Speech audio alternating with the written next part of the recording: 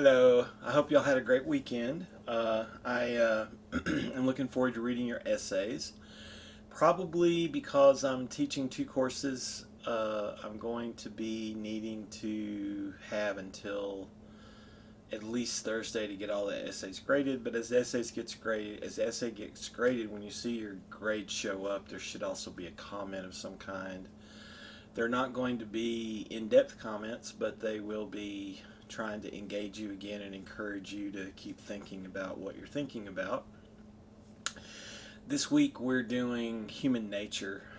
Uh, it's very important that you explore what you believe your human nature to be, what you believe human nature to be. Um, the word nature is a problematic word in one sense.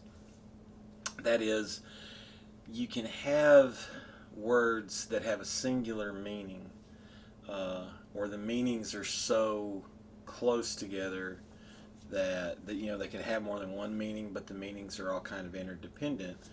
Then you can have other words that are they just have a lot of different meanings. So like nature and love are two words that actually can have a lot of different kinds of meanings, right? So in English, what we do is we try to use adjectives to help refine the terms, right? So if you talk about nature, you could either be talking about nature writ large, or you could be talking about the nature of a thing, how that thing is, what that thing is. To specify, we say human nature, but that already has so many things built into it. Something I always like to point out to students when you're talking about words that can have many different meanings, and you have to be careful the way the words slip around. The Oxford English Dictionary, I believe, has over 30 entries defining nature, and among those 30 entries, there are like over 60 or 70 sub entries. So it's obviously not a word that right off the bat you know exactly how the person means it, or whatever.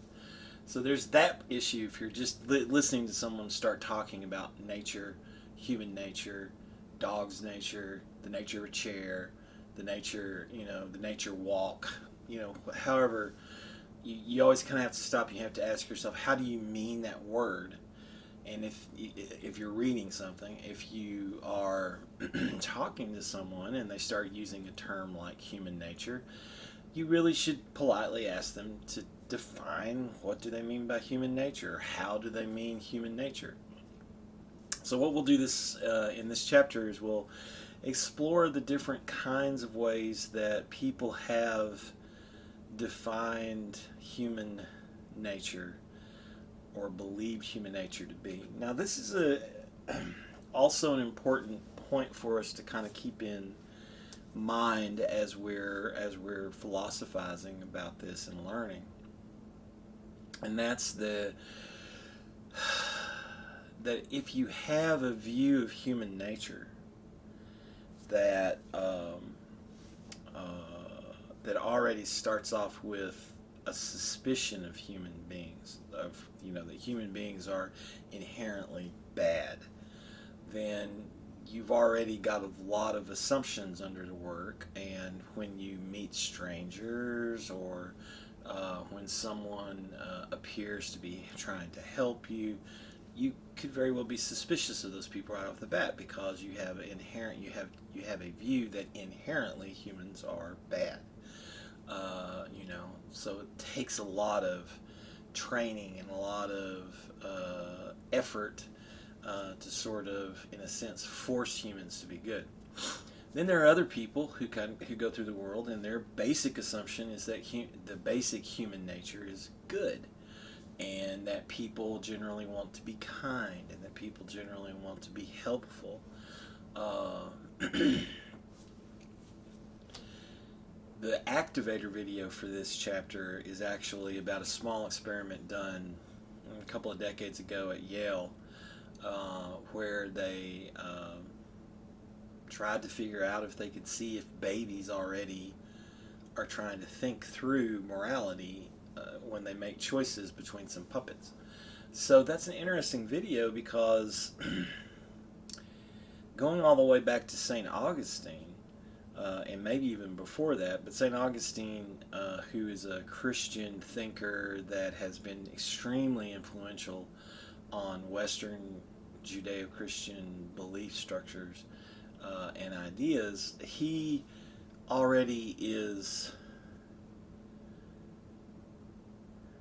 believing that because of original sin, human beings start off selfish.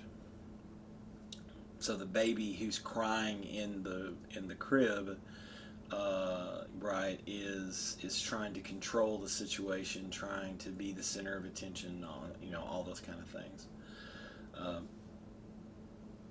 He recognizes the baby may be hungry, the baby may be wet, the baby may be dirty, the baby may, something might have fallen on the baby he didn't see. He recognizes all that, but he also thinks that the amount of crying that babies do shows that they're inherently trying to be the center of attention and manipulate their parents into paying attention to them.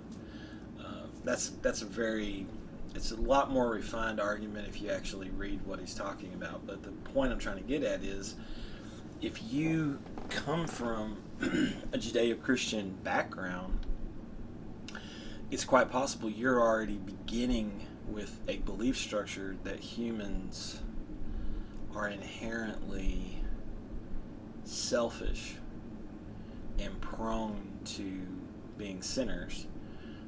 If you come from, but then there's also a prevalent view that human beings are deluded and disconnected from reality. This would be like a Buddhist view, and the selfishness that's inside of there is actually creating a world of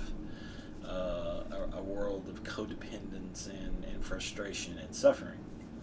And there's the scientific view, if you will, the evolutionary view, the Darwinian view, that human beings are animals that have been evolving, that they have evolved in such a way as to choose for self-survival. This is right, and self-survival sometimes extends out to the clan or out to the tribe or out to the family unit.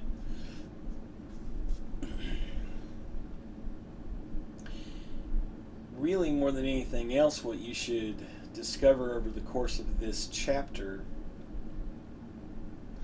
is the way that successive generations of people have defined what they mean by human nature, and how those views actually slowly but surely get built into our everyday structures, including the law, including governmental politics, including the way we organize churches and mosques and synagogues, and even including the way we come up with experiments to check or explore the material conditions of being human, the biological conditions and the anthropological conditions of being human.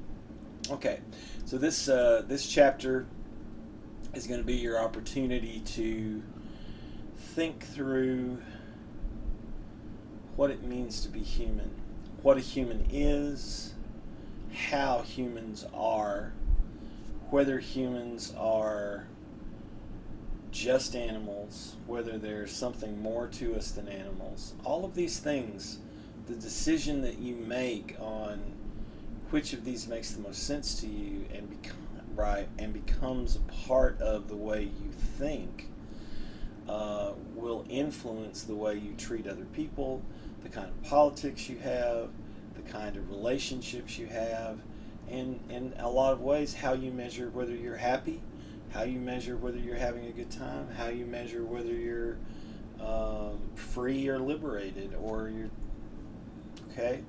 So the main thing about this chapter then is just kind of read through there and see what all of the different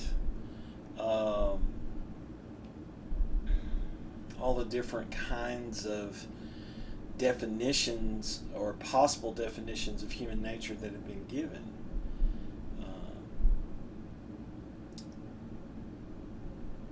Okay. Don't think I have anything else to say. I'm actually finishing at 10 minutes this week. This first message of the week. Awesome. Okay. 1 o'clock every Monday through Thursday. I'll be on Zoom to do some thinkering or mind walking, as I like to call it, with whoever shows up. I will probably be talking today about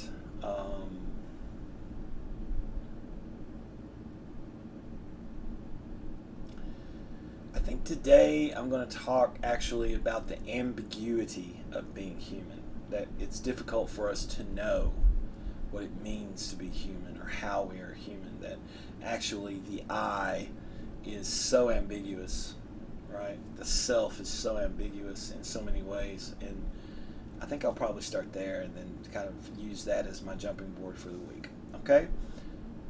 Talk to y'all a little later. Hope to see some of you during the Zoom chat.